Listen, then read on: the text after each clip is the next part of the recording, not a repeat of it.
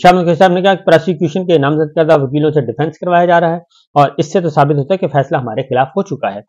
नजम सेठी ने अपने प्रोग्राम में कहा है कि साइफर केस का फैसला 5 फरवरी तक कर दिया जाएगा। उस्मान गिल ने कहा तो नजम सेठी को अदालत बुलाया जाए और पूछा जाए कि कहां से ये इंफॉर्मेशन मिली है। नजम सेठी शाह महमूद कुरैशी साहब ने कहा आपको नजम सेठी की बातों पर एतबार है या अदालत पर एतबार है। जज साहब ने कहा सुप्रीम कोर्ट के ऑर्डर की रोशनी में मुल्जमान की साइफर केस में जमानत खारिज की जाए। रिजवान अब्बासी साहब ने कहा थी और सरकारी वकील ने जमानत का मामला खुद देखूंगा, ये मेरा मामला है, फेयर ट्रायल वो नहीं जो वकला सफाई मांग रहे हैं। सरकारी वकील ने कहा और फेयर ट्रायल वही है जो कानून में दिया हुआ है। अदालत ने जेल हुकाम को इमरान खान साहब और शाह महमूद कुरैशी को इनके वकला से फोन करवाने की हिदायत की। वकला से मुशावरत के लिए फिर वक्फा किया गया और लेकिन जाहिर है वो वक्फा फिर क्या है, वकला की जानिब से गवाहों के साथ सवाल और जवाब का सिलसिला रोक दिया गया और एडवोकेट उस्मान रियाज ने अदालत से 15 मिनट का वक्त मांगा था। 15 मिनट के वक्फे के बाद मुअज़्ज़ज़ जज साहिबान दोबारा कमरा अदालत में फिर पहुंचे और शाह महमूद कुरैशी के डिफेंस काउंसिल भी कमरा अदालत में पहुंचे। शाह महमूद कुरैशी अपने डिफेंस काउंसिल के साथ बदतमीजी उन्होंने कहा जी उन्होंने बदतमीजी की है और फाइल छीन कर दीवार पर दे मारी, यानी कि सरकारी जो वकील थे उनकी बात हो रही है। मेरी बात बैरिस्टर गौस से करवाई जाए। मुअज़्ज़ज़ अदालत ने शाह महमूद कुरैशी को बैरिस्टर गौस से बात करवाने की इजाजत दी और मुअज़्ज़ज़ जज ने पुलिस को इमरान खान की उनके डिफेंस काउंसिल से भी बात करवाने का हुक्म दिया। उसके बाद फिर बाहर गुफ्तगू हुई है जी। अली बुखारी साहब ने बात की है, शाह महमूद कुरैशी के वकील हैं। उन्होंने कहा जी आज बहुत हैरत हुई कि कमरा अदालत में और सैयद सिकंदर जुल्करनैन की जानिब से इल्तवा की दरखास्त थी, उनकी सर्जरी होनी है। अदालत ने हमारी सारी दरखास्तें मुस्तरद कर दी और शाह महमूद कुरैशी के सीनियर वकील सिकंदर जुल्करनैन से फोन पर बात करवाई गई। अदालत ने अब सरकारी वकला से गवाहों पर जिरह शुरू की है। हमने कहा मीडिया को बुलाएं, मीडिया यहाँ मौजूद नहीं। अदालत ने हमारी कोई दरखास्त कबूल नहीं की। हमारी गुजारिशात थी कि सीनियर वकला को बुलाने के लिए वक्त दिया जाए।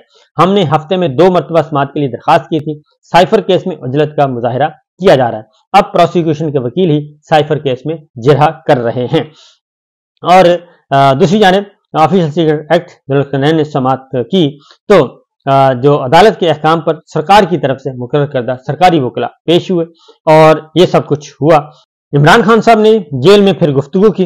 उन्होंने कहा जी कि क्रैकडाउन, बदतरीन क्रैकडाउन के बायस अवाम का आज़ादी से रहने का बुनियादी हक मुतासर हो रहा है और मुल्क में बुनियादी इंसानी हकूक की धज्जियां उड़ाई जा रही हैं। मेरे वकला इलेक्शन लड़ रहे हैं, इसलिए आज अदालत में पेश नहीं हो सके। हम केस पूरी तरह से लड़ेंगे। पीर से लीगल टीम जाएगी और जज, ज्यूरी और प्रोसिक्यूशन सब एक है और ये मैच फिक्स है।